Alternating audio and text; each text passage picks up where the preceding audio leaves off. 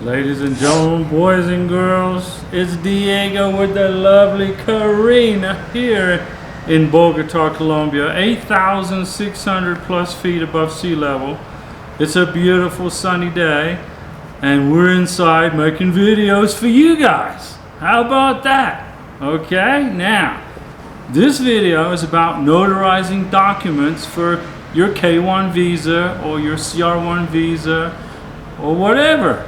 Okay, this is about notarizing documents. Do you need to notarize documents for your K1 visa?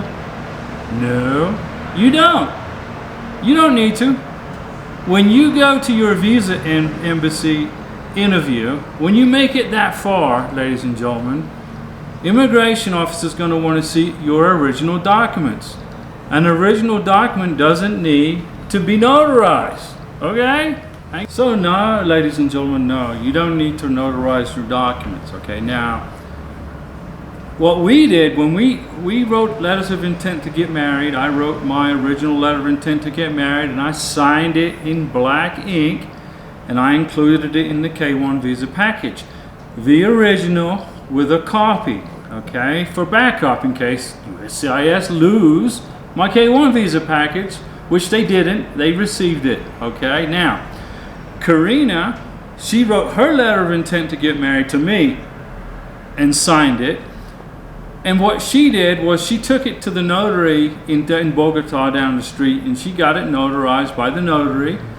And it was stamped and it had Bogota written all over it and passport number and identified her as the signatory of the letter of intent to get married. Do you need to do that? No, you don't need to do that.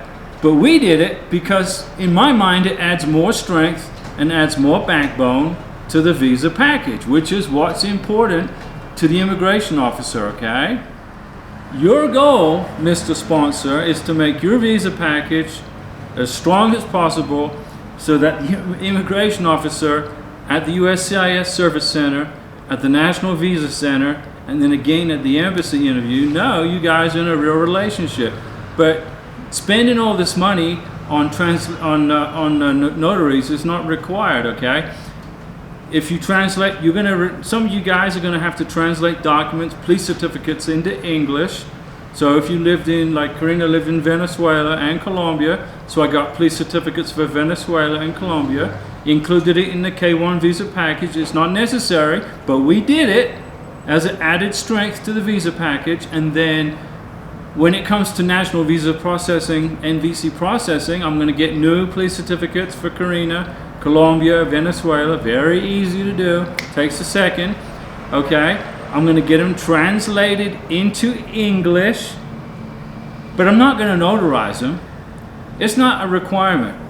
Immigration want to see the police certificate and the translation, and that's it. But it has to be a certified translator, and his or her stamp's going to be on there saying it's a certified translation.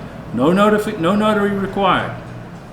So anyway, guys, we hope you're doing good out there.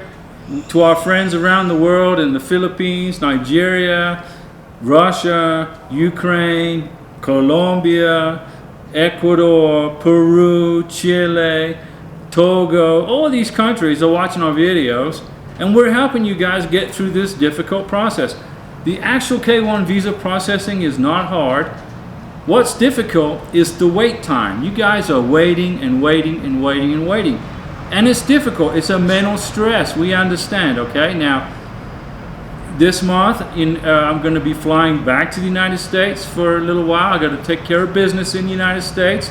You know, I'm going to be separated from Karina for a little while, which is kind of sucky, but it's part of the immigration process, okay? It's part of the process. We muddle through it just like you. We're in the same boat as you guys. Karina, come on, join in. Yeah, we're filming. Okay? Okay, guys. Karina says hi to everybody. Say hi in English, Karina. Say hello. Hello. How are you? How are you?